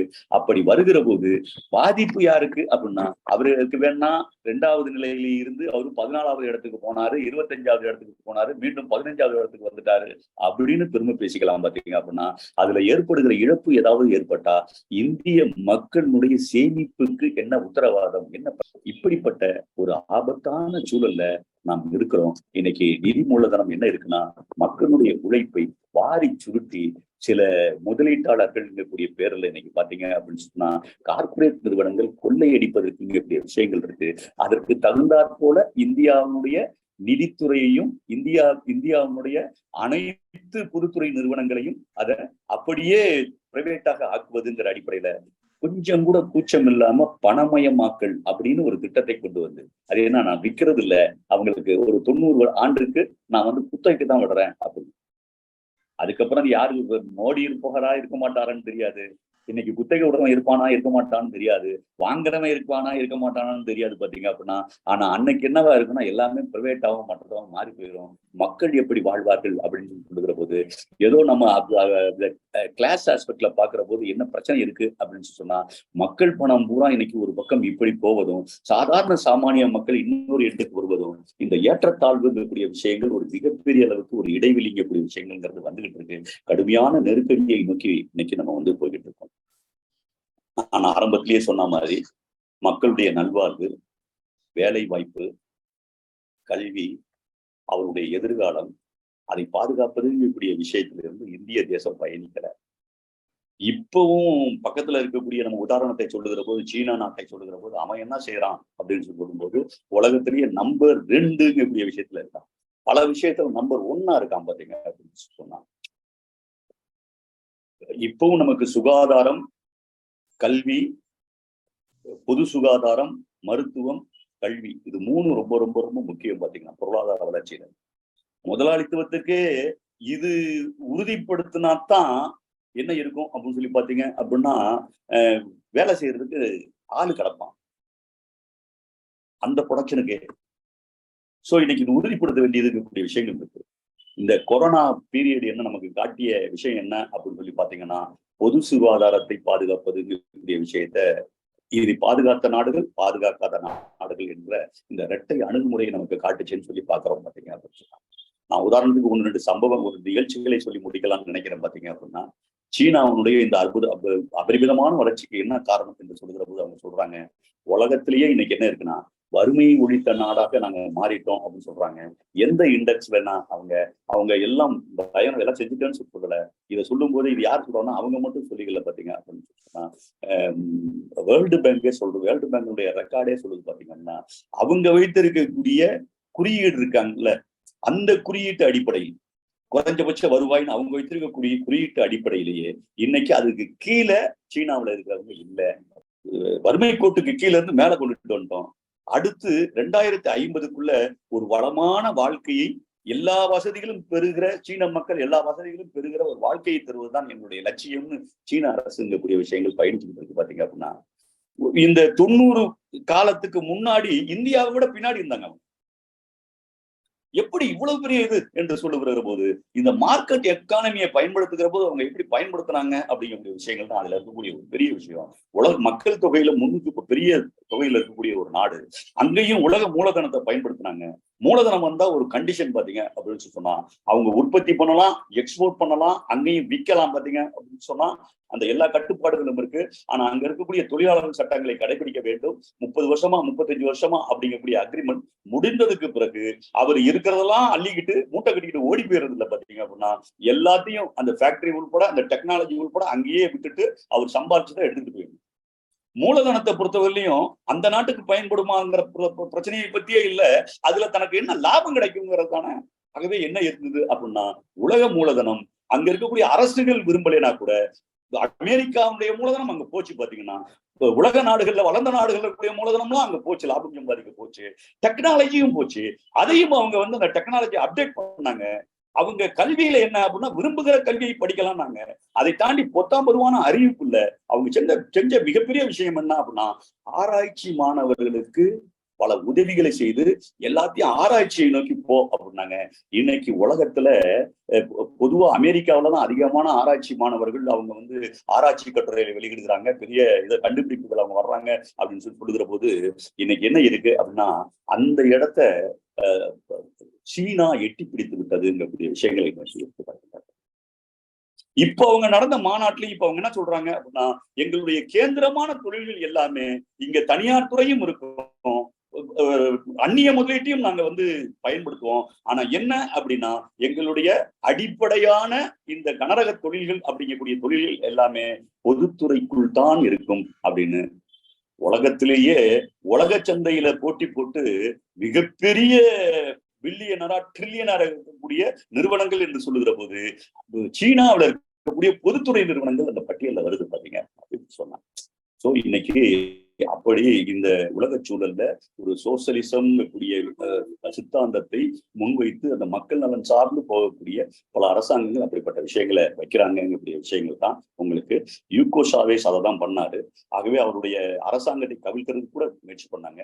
வீடு இல்லாதவெல்லாம் இருக்கும்போது இயற்கை கனிவளங்கள் இருக்கு, இங்க ஏராளமான பெட்ரோல் கிடைக்குது, இதை பூரா அமெரிக்க நிறுவனங்கள் நீ வச்சிருக்கிய அப்படின்னு அதை தேச உடைமையாக்கி அதை நாட்டுடைமையாக்கி அந்த அத்துணை லாபத்தையும் உழைப்பாளி மக்களுடைய கல்வியாகவும் வீட்டு வசதிக்காகவும் இன்ஃப்ராஸ்ட்ரக்சர் அதோட அடிப்படை கட்டமைப்புக்காகவும் அவர் திருப்பி விட்டாருங்கக்கூடிய விஷயங்களை நம்ம வரலாற்றுல பாக்குறோம் பாத்தீங்க அப்படின்னு சொன்னாங்க. ஆகவே இன்னைக்கு தோழர்கள் சொன்ன மாதிரி பாத்தீங்கன்னா அரசு முதலீடு அப்படின்னு சொன்னா இங்க அரசு முதலீடுங்கக்கூடிய விஷயங்கள்லாம் இந்தியாவில இப்ப இருக்கக்கூடிய அரசு முதலீடு என்ன அப்படின்னு சொன்னா பன்னாட்டு நிறுவனங்களுக்கு சார்ந்த முதலீடுங்கிறது பண்றான். சாதாரண ஜனங்கள் இப்ப அது என்ன இந்தியாவுக்குள்ள மல்லாக்கப்படுத்திருக்கிற மாதிரி மிகப்பெரிய ராட்சசன் மாதிரி நம்ம சேட்டலைட்ல பார்த்தோம்னா அப்படி குறுக்கையும் நெடுக்கையும் நேஷனல் ஹைவேஸ் அப்படி போய்கிட்டு இருக்கு. கிராமத்தான் அதுல ஏறி வர முடியல, சாதாரண நாளும் பயணிக்க முடியல. மிக எளிதாக கார்பரேட்டுக்கு போக வேண்டிய அந்த பொருளாதாரம் போறதுக்கும் கார்பரேட்டுகள் பயணிப்பதற்குமான ஏற்பாடா மாறி போச்சு. ஒரே ஒரு விமான நிலையம், விமானம்ங்கிறது நம்மகிட்ட இருந்ததையும் வித்துவிட்டு சொந்த விமானமே இல்லாத நாடுகளுடைய பட்டியல் இன்னைக்கு பார்த்தோம் அப்படின்னா நம்ம வந்துட்டோம் பாத்தீங்க அப்படின்னா. ஆகவே இன்னைக்கு இருக்கக்கூடிய மோடி என்ன அப்படின்னா அரசு சார்ந்து செயல்பட்டா கூட அந்த செயலும் எதுக்காக இருக்கு அப்படின்னா அவருடைய அந்த முதலீட்டியம் எதுக்காக இருக்கு அப்படின்னா கார்பரேட் சார்ந்து இருக்க தவிர மக்கள் நலன் சார்ந்து இல்லைங்கக்கூடிய விஷயங்கள்ங்கிறது இன்னைக்கு நம்ம பார்க்கக்கூடிய அம்சங்களாக அதுல இருக்கு. ஆகவே மக்கள் நலன் சார்ந்து அரசு முதலீடு என்று சொல்லுகிற போது அரசு கொள்கை சார்ந்து தான் அந்த முதலீடு யாருக்கு பயன்படும் அப்படிங்கக்கூடிய விஷயங்கள் இருக்கு. ஆகவே இன்னைக்கு இந்தியாவில் இருக்கக்கூடிய நரேந்திர மோடி அரசாங்கம் அது ஒரு கார்பரேட் அரசாங்கமாக இருக்கக்கூடிய கார்பரேட்டினுடைய கொள்கை சார்ந்த அரசாங்கமாக இருக்கிறதுனால அதனாலதான் நம்ம அதானியை பார்க்க முடியுது. ஒரு 100 ஆண்டு காலம் இருந்த முதலாளிகள்லாம் கூட அவர்களையெல்லாம் பின்னாடி தள்ளிட்டு ஒரு 8 ஆண்டுகள்ல அவருடைய நண்பர் இன்னைக்கு உலகத்தின் 2வது பணக்காரராக வர முடியுது அப்படின்னு சொன்னா என்ன இருக்குன்னா இந்த சலுகைசார் முதலாளித்துவம், இந்த அரசாங்கத்தை பயன்படுத்திக்கிற முதலாளித்துவம், அரசாங்கம் அவருடைய வலைக்கு அவருடைய கைக்குள்ள எப்படி சிக்கி இருக்குங்கக்கூடிய அந்த ஏற்பாடு, இதையெல்லாம் இந்தியாவில் நம்ம பார்க்க முடியுதுங்கக்கூடிய விஷயத்தான் புதிய விஷயங்களை இன்னைக்கு இருக்கக்கூடிய அம்சங்களை நம்ம பார்த்துக்கிட்டு இருக்கக்கூடிய விஷயத்தை நம்ம பார்க்கிறோம். இது ஒரு சின்ன கருத்து பரிமாற்றத்துக்காக இருக்கும்னு நான் நினைக்கிறேன். ஆகவே தோழர்களை நாம மக்களுக்கான பயன்பாடு என்கிறக்கூடிய அந்த ஆஸ்பெக்ட்ல இந்த பொதுத்துறை நிறுவனங்களை நம்ம பாதுகாக்கிறதும் அதை வரக்கூடிய திட்டங்கள்ல மக்கள் சார்ந்து மக்கள் நலன் சார்ந்துக்கூடிய விஷயங்களை நம்ம பார்க்க வேண்டியது இருக்கு. கொள்கையில ஒரு மாற்றம் வராம இந்த ஆட்சியாளர்களை இந்த கொள்கையுடையவர்களை நம்ம மாற்றாம அது மாறப்போவதில்லை. இன்னைக்கு லத்தீன் அமெரிக்க நாடுகள்ல பல நாடுகள் அப்படிப்பட்ட மாற்றங்கள் வந்துகிட்டு இருக்கு. உலக நாடுகளே கூட இந்த கொரோனாவுக்கு பிறகு இன்னைக்கு பாத்தீங்க அப்படின்னா பொது சுகாதாரம், பொதுத்துறை பாதுகாப்பு, கல்விங்கக்கூடிய விஷயம் பொதுவா இருக்கணும் அப்படிங்கிற கருத்தியல் வந்துகிட்டு இருக்கு பாத்தீங்க அப்படின்னு சொன்னா இந்த பூமியையே இந்த மண்ணையே இயற்கை சூழலையே இன்னைக்கு நஞ்சாக்கக்கூடிய விஷயத்த முதலீட்டியும் முதலாளியும் இன்னைக்கு பண்ணிக்கிட்டு இருக்கக்கூடிய அம்சங்கள் விஷயங்கள் வந்துட்டு இருக்கு. இந்த தளத்துல நாம் இதையெல்லாம் விவாதிக்கிறோம். ஆகவே அன்பு தோழர்களுக்கு ஒரு சிறப்பான இந்த மாலை வேளையிலே நாம் இப்படி கருத்துக்களை பகிர்ந்து கொள்வதற்கு வாய்ப்பளித்த தோழர்களுக்கு என்னுடைய நன்றி பாராட்டி நான் என்னுடைய கருத்தை நிறைவு செய்கிறேன். நன்றி, வணக்கம். மிக்க மகிழ்ச்சி. மிக சிறப்பான விளக்கமான தெளிவான ஒரு உரை. விடுதலை காலத்திலிருந்து துவங்கி இன்றைய காலம் வரை நாட்டு நடப்பை பற்றி விளக்கமாக சொன்னீர்கள். குறிப்பாக பொதுத்துறை நிறுவனங்களினுடைய பங்களிப்பு, அதன் சாதனைகளை பற்றி விளக்கியிருக்கிறது. இது எப்படி காப்பாற்றப் போகிறோம் என்பதுதான் நம் முன்னிருக்கிற மிகப்பெரிய கேள்வி. நம்முடைய தோழர்கள் இந்த கருத்துரை குறித்து கேள்வி கேட்கிறார்களும் சரி, அல்லது அதாவது கருத்துக்கள் சொல்லுவதாக இருந்தாலும் அவர்களாக முன்வந்து பேசலாம் என்று கேட்டுக்கொள்கிறேன். தொடர்ந்து வரலாம். தோழர், இதுல அரசு எந்திரம் மட்டும் இல்ல, அரசு சார்பான அந்த தன்னிச்சையாக இயங்கக்கூடிய அனைத்து அமைப்புகளும் இன்றைக்கு ஒரு தடுமாற்றமான நிலையில் தான், அதுவும் குறிப்பாக அரசு என்ன சொல்லுகிறதோ அதை மட்டும் செய்யக்கூடிய ஒரு நிறுவனங்களாக மாறிக்கொண்டிருக்கிறது என்பதை நம்ம வெளிப்படையா பார்க்கிறோம். அது அது குறிப்பாக சொல்லணும்னா, இன்றைக்கு இடி அல்லது சிபிஐ இந்த மாதிரி பல்வேறு நிறுவனங்கள் தன்னிச்சையான நிறுவனங்களாக இருந்தாலும் அது ஒரு அதிகார வர்க்கத்திற்கு உட்பட்டு செயல்படக்கூடிய ஒரு போக்கு தான் நமக்கு இருக்கிற மாதிரி தெரியுது. இதை கொஞ்சம் நம்ம தோழர்கள் விளக்குனா கொஞ்சம் நல்லா இருக்கும்னு நினைக்கிறேன் தோழர். இதுக்கு விடிவு காலம் கிடையாதுங்களா?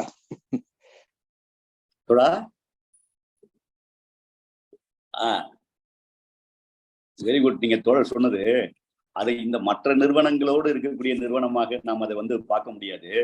சோ இந்தியாவுடைய அந்த இறையாண்மை, இந்தியாவுடைய அரசியல் சாசனம், அதுல நம்ம இங்க இருக்கக்கூடிய ஜனநாயக இந்த முறை, இதுல நாம இதை சரி செய்து கொள்வதற்காக நம்ம உருவாக்கப்பட்டிருக்கக்கூடிய அமைப்புகள் நீங்க சொன்ன மாதிரி பாத்தீங்க அப்படின்னு சொன்னா, இந்த அமைப்புகளை மத்தியில ஆட்சியில வந்திருக்கக்கூடிய ஆட்சியாளர்கள் அதை தங்களுடைய கைப்பாவையாக பயன்படுத்துறாங்க. எலெக்ஷன் கமிஷனை பயன்படுத்துறாங்க, நீதித்துறையை பயன்படுத்துறாங்க, பத்திரிகை துறையை பயன்படுத்துறாங்க. உங்களுக்கு நீங்க சொன்ன மாதிரி அது என்ன சிபிஐ, இடி, இந்த துறைகளை எல்லாம் அவங்க பயன்படுத்துறாங்க பாத்தீங்க அப்படின்னு சொன்னா, இதெல்லாம் இங்க இருக்கக்கூடிய ஜனநாயக செட்டப்புக்குள்ள இதை நெறிப்படுத்துவதற்கு, இது ஒன்றும் ஒன்று எப்படி இயங்குகிறது அப்படிங்கிறத கண்ட்ரோல் பண்றதுக்காக உருவாக்கப்பட்டிருக்கக்கூடிய துறை. இந்த எல்லா துறையுமே இன்னைக்கு மோடி அரசாங்கம் ஒரு பாசிஸ்ட் அப்ரோச்ல அதையெல்லாம் க்ளோஸ் பண்ணி, அதுக்கெல்லாம் மேன்மையான ஒரு சர்வாதிகார அமைப்பாக இன்னைக்கு பாத்தீங்க அப்படின்னா அது நாம் தான் அப்படின்னு சிங்கிள் நபராக கொண்டு போகக்கூடிய விஷயங்களைத்தான் அவர் காட்டுறாரு. அவருடைய இந்த பாராளுமன்ற கூட்டத்தொடர்ல கூட எல்லாரும் பேசுனதுக்கு அவர் என்ன பதில் சொல்லும்போது சொல்றாரு அப்படின்னா, எல்லா எம்பிக்களும் ஒரு பக்கம், நான் ஒரு பக்கம் அப்படின்னு சொல்லி அவர் அந்த இதையும் சொல்றாரு பாத்தீங்க அப்படின்னு சொன்னா, அவருடைய சாதனையா சொல்ற மாதிரி சொல்றாரு அந்த விஷயத்த. இன்னைக்கு அவருக்கு அப்படிப்பட்ட ஒரு கண்ணோட்டத்துல இருந்து அவர் அணுகிறாருங்கக்கூடிய விஷயங்கள் இதுதான் இருக்கு. மிக எளிதாக இந்தியாவில் ஏற்கனவே இருக்கக்கூடிய இங்க மத உணர்வுகள்ல இருந்து, சாதிய உணர்வுகள்ல இருந்து, அல்லது பிராந்திய உணர்வுகள்ல இருந்து, இந்த மாதிரியான உணர்வுகளை கிளப்பி விட்டு மக்களை உடைத்து நாம் மீண்டும் ஆட்சி அதிகாரத்தை தக்க வைத்துக்கலாங்கக்கூடிய ஒரு தன்மைங்கக்கூடிய விஷயங்கள் அது இருக்கு பாத்தீங்க அப்படின்னா அவங்க கிட்ட. தோழர்கள் கேட்ட அடுத்த ஒரு விஷயம் என்ன அப்படின்னா, இதுக்கு என்ன தீர்வு என்று சொல்லுகிற போது நமக்கு ஒரே விஷயம், விவசாயிகள் ஓராண்டு காலம் அவர்கள் நடத்திய மிகப்பெரிய வீரஞ்செறிந்த போராட்டம், அத மோடியை அசைக்க வச்சிச்சு பாத்தீங்க அப்படின்னு சொன்னாங்க. அதே மாதிரியான போராட்டங்கள், அதே மாதிரியான விஷயங்கள் இன்னைக்கு வலுவா கொண்டுட்டு போக வேண்டியது இருக்குங்கிறது தான். கூட 2-3 விஷயங்களை நான் சொல்லுகிற போது நமக்கு தெரியும். உத்தரப்பிரதேச மாநிலத்துல நம்மளுடைய எலக்ட்ரிசிட்டி தொழிலாளிகள் அங்க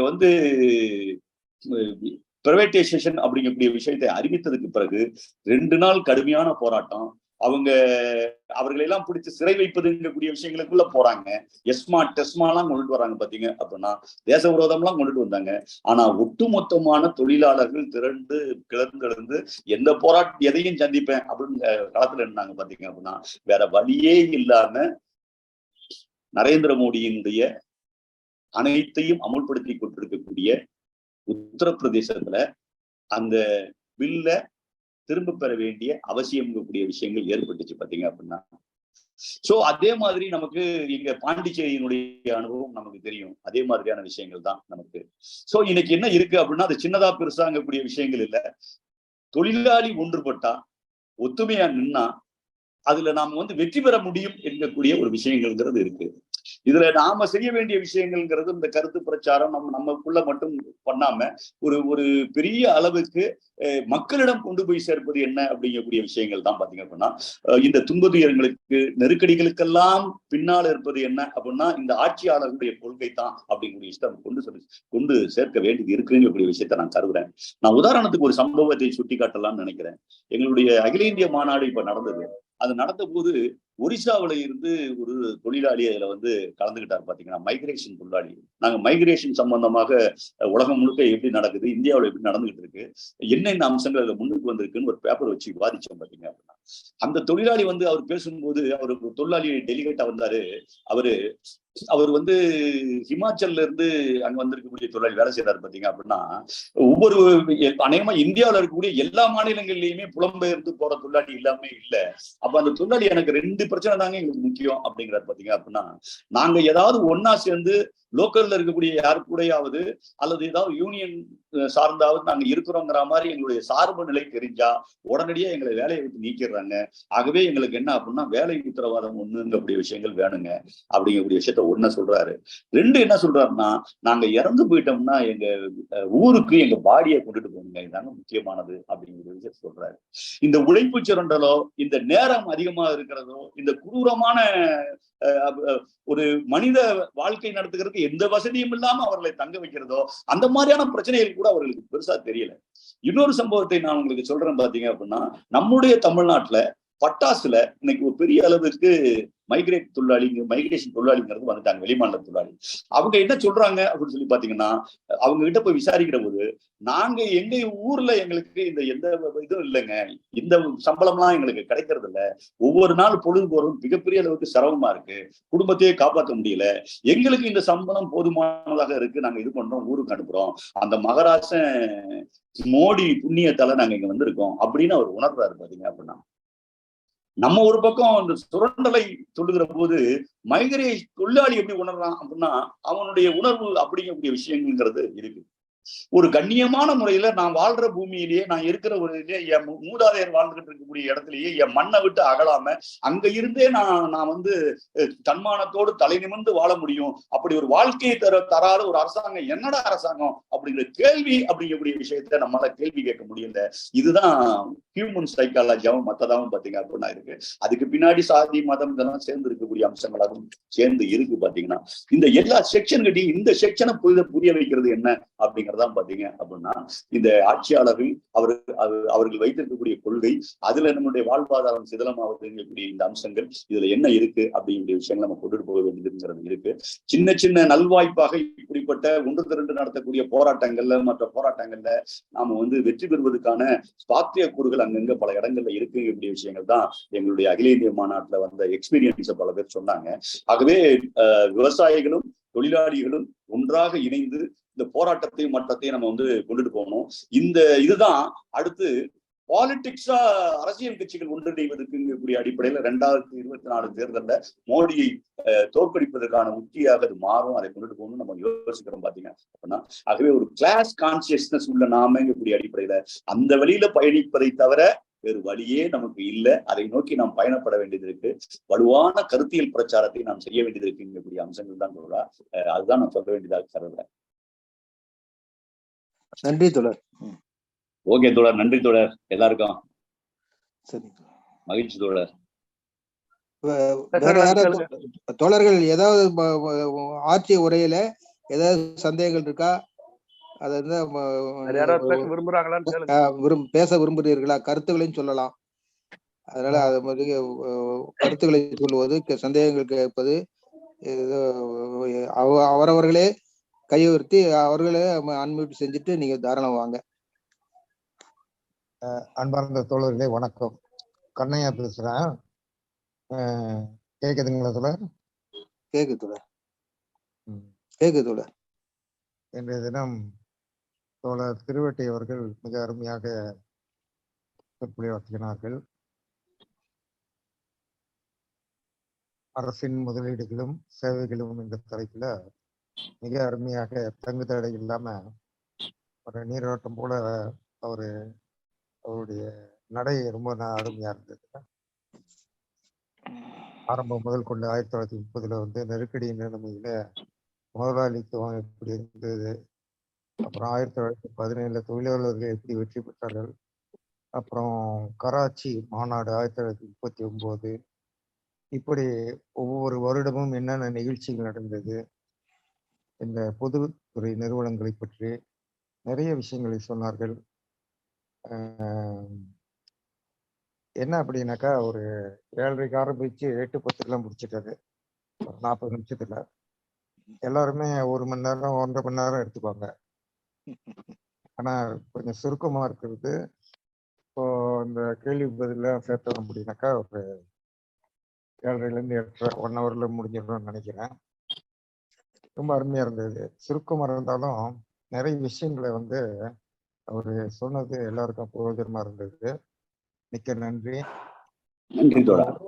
ஒரே ஒரு சந்தேகம் மட்டும் கேட்கலாம்னு இருக்கேன். சொல்லுங்க தோழா. இந்த எல்ஐசி பொது நிறுவனமா இல்ல தனியார் நிறுவனமா? அதை மட்டும் எனக்கு விளக்கமா சொல்லுங்க. ஏன் அப்படின்னா எல்ஐசி நிறுவனம் தனியார் நிறுவனம்னு சொல்றாங்க. அப்புறம் பொதுத்துறையா தனியார் துறையான்னு கேக்குறாரு. பொது இதுவரையிலையும் அது பொதுத்துறை தான் தோழர். ஏன்னா அந்த மாதிரி எந்த அங்கீகாரமும் கொடுக்கல அப்படின்றாங்களே, அதனால கேட்கிறேன். இல்ல இல்ல இல்ல, அது இதுவரையிலையும் பொதுத்துறை நிறுவனம் தான் நமக்கு. அதுக்கப்புறம் ஒரு 4 நிறுவனங்கள் காப்பீட்டு நிறுவனங்கள்னு நம்ம உருவாக்கணும் பாத்தீங்க அப்படின்னு சொன்னா, இந்த ஓரியன்டல் இன்சூரன்ஸ், வாகனங்களுக்கான இன்சூரன்ஸ் மட்டும் தான் போடுறோம் பாத்தீங்களா, அப்படி காப்பீடு தனியா உருவாக்கணும். இது லைஃப் இன்சூரன்ஸ் கார்பரேஷன் அப்படிங்கிறது எல்ஐசிங்கிறது பொதுத்துறை நிறுவனம் தான். நிதித்துறையில அது பேங்கு இது மாதிரி தோழர். நிதித்துறை தனி, இது தனி. மற்றது ஃபேக்டரி ஆக்டிவிட்டில வரக்கூடிய நிறுவனங்கள்ங்கிறது தனி. இது நிதி மேலாண்மை கீழே வரும், அது ஃபேக்டரி இதுக்கு கீழே வரும். நன்றி தொடர். நன்றி. நன்றி காப்பி. நன்றி காப்பி. யாரு நன்றி சொல்றது? நானே சொல்லிடுறேன்.